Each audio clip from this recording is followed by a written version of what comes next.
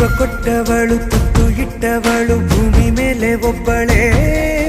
ಪ್ರಾಣ ಒತ್ತೆ ಇಟ್ಟು ಜನ್ಮ ನೀಡುವಳು ತಾಯಿ ಇಲ್ಲಿ ಒಬ್ಬಳೇ